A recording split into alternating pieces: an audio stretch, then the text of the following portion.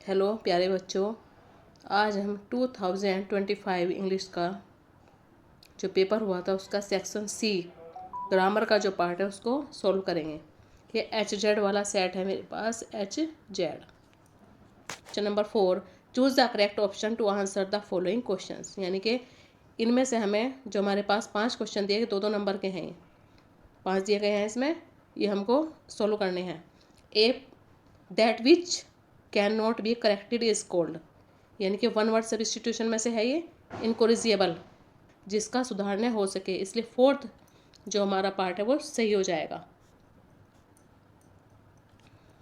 B है the phrase A bone of contention means, यानी कि ये जो फ्रेज दिया है ना, ए बोन ऑफ कंटेंशन, इसका मतलब क्या है, इसका मतलब क्या है। तो इसमें आ जाएगा सी रीजन ऑफ क्वारल, यानी कि झगड़े का कारण क्या है। See the synonym of Frank, Frank का हमें पर्यायवाची शब्द बताना है, तो इसमें हो जाएगा कैंडिड, यानी कि निष्कपट। फोर्थ वाला पार्ट इसमें सही हो जाएगा। D question number D the antonyms of ancient, ancient का हमें एंटोनिम बताने है, इसका हमें विलोम शब्द बताना है, तो एंशियंट का हो जाएगा मॉडर्न, यानी कि फोर्थ पार्ट हमारा सही हो जाएगा।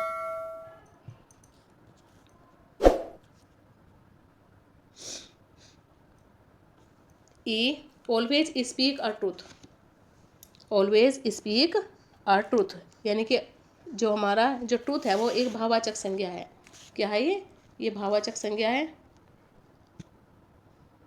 और भाववाचक संज्ञा के साथ कभी भी इनडेफिनाइट आर्टिकल यानी कि ए एन का प्रयोग नहीं होता है, इसके साथ द आ सकता है, यानी कि ऑलवेज स्पीक द ट्रूथ होगा, या फिर ये होगा ऑलवेज स्पीक ट्रूथ।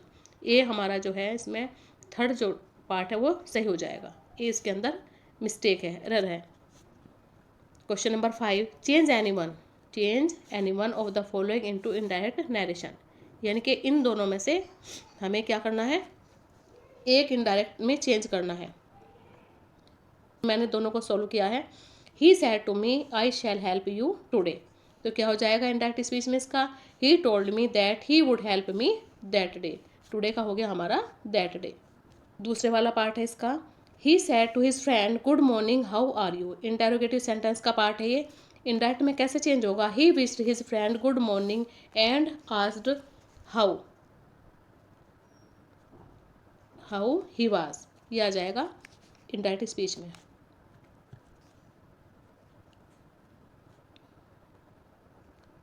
अब बी है इसके अंदर, combine any one of the following as directed, जैसे कि उन्होंने इसको बताया है उसके हिसाब से हमें उसको कंबाइन करना है। He was so tired he could not run, इसको सिंपल सेंटेंस में चेंज करना है, काय में सिंपल सेंटेंस में, तो ही वॉज टू टायर्ड, क्या लगा इसमें, टू टायर्ड टू रन, इसको सिंपल सेंटेंस में यानी कि इन्फिनेटिव T-O-O-2 का यूज़ किया गया। अब देखते हैं दूसरे वाला, the thief was punished the thief was find, तो इसको कैसे में चेंज करना है, हमें कंपाउंड में चेंज करना है, तो इसका होगा the thief was punished and, यानी कि कोऑर्डिनेटिव कंजक्शन का हमें इसके अंदर यूज़ करना है, एंड का यूज़ हुआ द थीफ वाज फाइंड, यानी कि द थीफ वाज पनिश्ड, चोर को पनिश किया गया और उसके ऊपर फाइन भी लगाया गया था।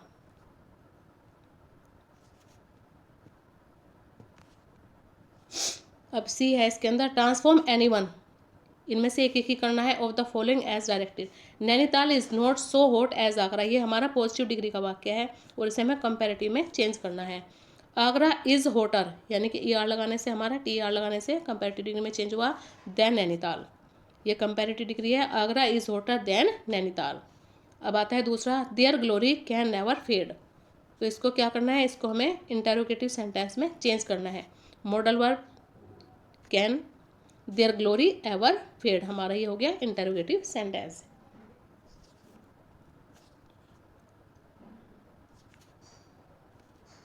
Correct anyone of the following sentences, इन दोनों में से एक को करेक्ट करना है।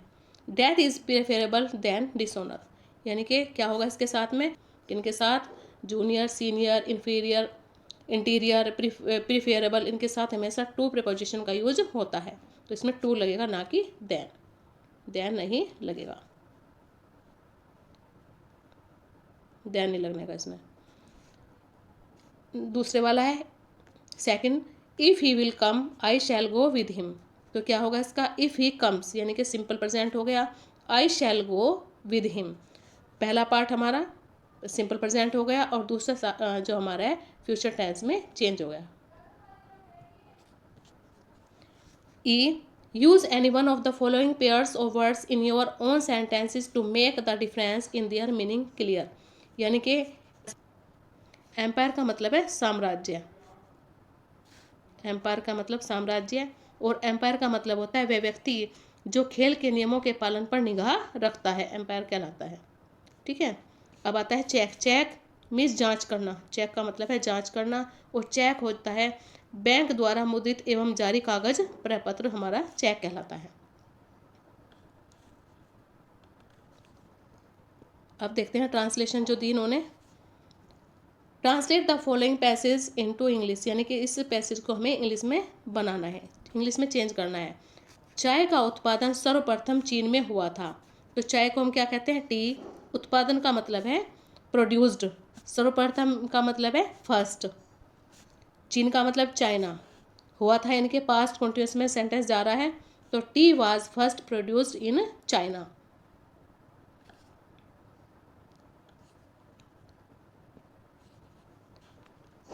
प्रारंभ में इसका प्रयोग दवा के रूप में किया गया। प्रारंभ का मतलब initially. Tea was used as a medicine, काय के रूप में? मेडिसिन, यानी कि दवा के रूप में किया गया। किंतु बाद में यह सर्वाधिक प्रिय पेय बन गया। But later it became the most popular beavers, यानी कि पेय बन गया। पॉपुलर का मतलब है प्रसिद्ध, बीवर्स का मतलब है पेय बन गया। अब यह अधिकांशतः भारत और श्रीलंका में पैदा होती है। अब की क्या होगी? Now it is mainly cultivated का मतलब है पैदावार होना, in India and Sri Lanka. India Bharat और श्रीलंका में श्रीलंका ही है। Now it is mainly cultivated in India and Sri Lanka. अब तो संपूर्ण संसार में चाय पीने की आदत हो गई है। Now T drinking has become a habit all over the world, यानी कि संसार में। कठिन परिश्रम के बाद एक प्याली चाय ताजगी देती है। After hard work a cup of tea is refreshing का मतलब है ताजगी देना, तरोताज़ा करना। ये हमारी जो है पूरा मैंने इसका 2025 का जो इंग्लिश का पेपर हुआ था यूपी बोर्ड का, उसको ग्रामर पार्ट को लिया है। यदि वीडियो आपको हेल्पफुल लगे तो वीडियो को लाइक, शेयर और सब्सक्राइब करना ना भूलें। Thank you for watching this video.